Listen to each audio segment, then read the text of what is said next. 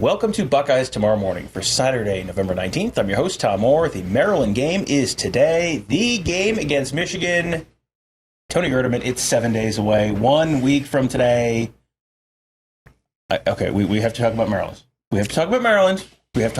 So we're going to talk about Maryland. All right, Tony, and because it's a game day Ohio State show this year, we have to talk about the weather, too.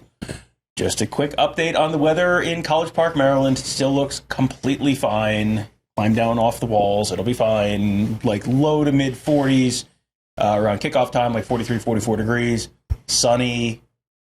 No clouds. The wind's under 10 miles an hour. Looks like it's pretty much a perfect day for football, other than the fact that the sun sets at 4:51 p.m. here for some reason, because it's further east in the time zone. And yeah, like I know why, but also that's stupid. So they should change time zones so the sun does not ever set before like 5:30. But anyway, Tony. Atlantic time zone. Yeah, like I think there's like Nova Scotia or something it's like a 30-minute ahead time zone. It doesn't matter. We're not here to talk about that. We're also not here to talk about Michigan. We're here to talk about Terps. Yes, Maryland. So this is kind of an interesting time to play Maryland because Maryland, you've got pretty decent weather. This seems like it's probably a pretty good time of year to play Maryland because September Maryland is very scary, and then by the time you get to November, they're just banged up enough that all of a sudden they're not quite as daunting a team as they looked like the first 4 to 6 weeks of the season. Yeah, and it's weird that they just, I don't think they can handle the wear and tear of the Big Ten, and that eventually does them in, and things get a little chilly, and I don't know. It's you just expect this every year. It's like the changing of the seasons, the changing of Maryland. They're putting their warm clothes away, and they're putting their warm play away and bringing out their cold play. That's a band.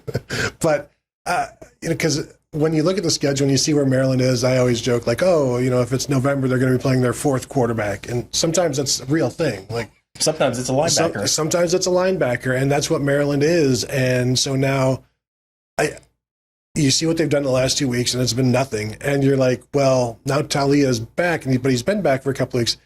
Are they going to? Can they turn it back on? And we've never seen evidence that they can. But well, I mean, the last time Ohio State was here was 2018, and that was the week before the Michigan game. And Anthony McFarland, I think, was the name of the running back, and he had 2 carries of 70 yards, 4 touchdowns in the first 8 minutes of the game. And it was like, have we gone through some kind of is this like a Doctor Strange situation where we're in some parallel dimension where Ohio State can't play football anymore? And it seemed like it for long stretches of that game, and they ended up winning 52-51 in overtime. I think it's probably safe to say that, those 2 runs for Anthony McFarland will probably be more rushing yards than Maryland puts up. It might be more yards than Maryland puts up passing. This to me feels like a game where Ohio State's going to come in sort of with the mindset of get in, get out, get on to Michigan week, just with everyone healthy. Yeah, this is not a slow torture. This is a quick bludgeon type of thing. Just get in, get the game over, just put the stamp on it, 28-0, second quarter, something like that, where it's like, okay, that's it. Now the turtle has been flipped over, and do they shrivel? No, they just sort of stay there. They just stay. Oh, good. Just stay there, and that's it. And based on what we saw from them against Penn State last week, and I'm talking about Maryland, I don't see how that team can be something more or something threatening. They can be something more than 0, which is what they scored, but I don't know that they can be the 31 of that 31-0 loss last week. Yeah, it just feels like this is sort of a Maryland team that's, quiet quitting has been a term that's been thrown around. And I don't know if it's a lack of interest. It's just sort of a lack of ability to follow through on stuff. So one of the questions we're looking at kind of heading into this game is the Ohio State running back room, because there has been just a wave of injuries there. Last week, TreVeyon Henderson didn't play. Miyan Williams left with an injury. Evan Pryor out for the season. Chip Trayanum missed the game last week as well. So it was Dallin Hayden and Xavier Johnson got a carry. I mean, we're assuming Ryan Day has talked all week about the fact that they're expecting to get a couple of guys back. We have sort of assumed all week that the logical thing would be for, if TreVeyon Henderson can go, try and get TreVeyon Henderson back into the rotation and just sort of back into the groove of the offense a little bit? What are you expecting to see in terms of, who's going to have carries for Ohio State? What are you guessing? Yeah, well, and we've been saying all week, like, we don't expect Miyan to go. We don't, no point in him going at this point. With TreVeyon and Ryan Day alluding to the fact that he expects, two of the three should be good. So the math is pretty, I think, simple there where TreVeyon can go. Now, I do think you need to play him a little bit. I don't think he needs 17 carries unless this is a game that has to be won in the fourth quarter, and that's not what I'm expecting. And even if it is, I feel like maybe Dallin Hayden and Xavier Johnson and Chip Trayanum, who I also expect to play, could do that. But I don't think you want TreVeyon Henderson going however many games this would be, and then Michigan is the first game back. Like, you want to get some rhythm for him going. Yeah, you got to get him back. Just we hear all the time that you can practice, but you can't. Nothing in practice really simulates game tempo, game intensity. They don't tackle a whole lot in practice anyway. Yeah, I'm sure they're not tackling a banged up running back a lot in practice. Yeah, Ryan Day was asked on Thursday about, hey, what do you do with C.J. Stroud running the ball? Do you tackle him? He's like, no. We don't tackle the quarterbacks. In fact, we don't really tackle the running backs in practice either. So game speed, the physicality of it all, bouncing off of a tackler is one thing in practice. It's completely another in the game. Well, and I think back to last year when TreVeyon Henderson came in, and he had not played his senior year of high school football because Virginia didn't have football in the 2020 season. And so he was talking about how he couldn't wait to get hit for the first time. You wonder, this is a time of year when I think everyone's not 100%. You're not feeling quite as good in late November as you were in January, February, March, probably. But I do wonder, was TreVeyon Henderson kind of looking forward to getting back in there and getting popped the first time and sort of, okay, I'm back, baby, that kind of thing?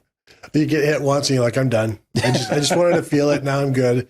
But I think it's very important because you need as many weapons as you can have against Michigan's defense. You want health. You want as many options as you can have. And he is, say what you want about him being taking a step back this year or not being the same guy he was last year.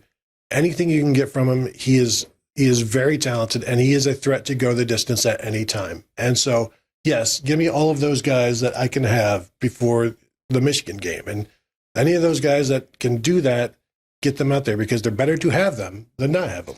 Yeah, and even if they're there for just 5 carries, that's something that Michigan has to account for. And it does feel like Ohio State is, we'll see how things go today against Maryland, but it feels like Ohio State is sort of getting to the point where they have as many guys healthy as they have at any point this season.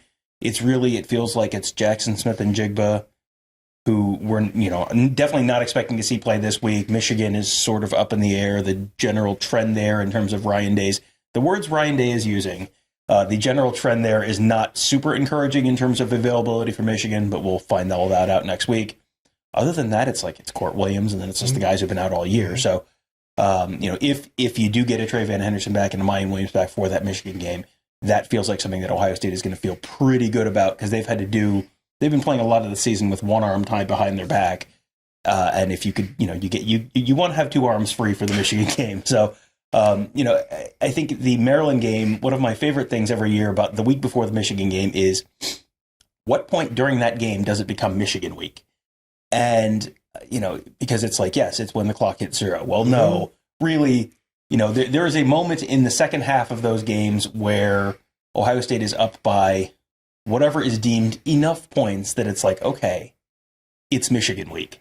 So at what point, what does Ohio State need to be up 3 touchdowns? Does it have to be 4 scores, so 25 points? What point during the game does it become Michigan week to you? Well, and it's usually one of those things that becomes evident when it happens because it could be that the 20th point. It could be the 4th touchdown to go, or it can be a turnover in the third quarter that keeps it 21 points or something like that. But it's you're right though, because I wasn't even thinking about that. But yeah, there is a point in the game where it's okay, and then I'll even tweet it out. Welcome to Michigan week, and it's well, there's still 17 minutes to go in the game. No, I mean that's fine, but it's Michigan week because that's. I promise you, the questions in the post game aren't going to be about Maryland. And there'll be some cursory questions from the people who have to write about this game, but everything else is going to be okay. Now we can start talking about Michigan. It's here. So what are you going to do about it? Yeah, Yeah, because you ask about Michigan any other time of the year, it's like, well, listen, we got to get through Arkansas State first. It's just okay. We can play that game. That's fine. Well, now you don't have to get through anyone. Now you got to play our game. Yes. So we will have. Speaking of our game, we will have our live pregame show coming up Saturday morning, 9 a.m. From right here in Maryland. We will have. We'll be able to give you the full availability report that will be out at 9 a.m. So we can tell you for sure. When we find out who is playing, who is not playing, that's always kind of a big storyline in the morning. But then we'll kind of run through all sort of the usual pregame storylines, do a little bit more of a deeper dive on Maryland on Saturday morning. And then, we tend to answer your questions, which means we're probably going to be talking a little Michigan there as well. Whoa. We'll focus one game at a time, Tom. We don't go ahead and start talking about Michigan before Michigan around here. Well, the live post-game show, whether Michigan week starts with 8 minutes left in the third quarter or 10 minutes left in the fourth quarter, the live post-game show will start right as the clock hits 0. You can find that at youtube.com/BuckeyeHuddle. And then we will have our usual full coverage. Road games are always a little bit of a, asterisk. We'll see how the internet holds up in random ACC level stadium, but we'll have our usual post-game coverage, interviews with players and coaches, insight analysis from Mark Givler, Devin Radcliffe, and then Tony and I doing an instant reaction show for the Buckeye Weekly podcast. And then here's a little fun thing. We're going to probably be talking a little bit about that Maryland game there. Okay. And we'll end up sort of heading into Michigan there. We know what you guys want to talk about. So extra bonus, Tony, it's Michigan week. We're going to be doing a couple extra things since it's Michigan week. Extra bonus live Michigan week kickoff show, 11 o'clock p.m. Just put a note in your phone, set an alarm, whatever you want to do. 11 o'clock p.m. live Michigan, Ohio State week pregame early kickoff show. Wow, we'll have to workshop that name. How about Ohio State, Michigan week kickoff show live, 11 p.m. Tony, me, Kevin, doing all. We'll dispense with all the Maryland stuff. We're just going to talk Ohio State, Michigan, and we'll probably go for a little while. What day is this? This is Saturday night. Oh, did you guys want to tell me about this? Well, you were busy doing something else, so Kevin and I had an executive meeting. So you can join us. Tony will be there. Don't worry, we'll make him. So 11 o'clock p.m. on Saturday night here at youtube.com/BuckeyeHuddle. It should be a good time, and we'll end up dropping that as a bonus podcast, I'm sure, somewhere as well. So that will do it for now. Thank you guys all for joining us. We will see you at 9 a.m. for the pregame show.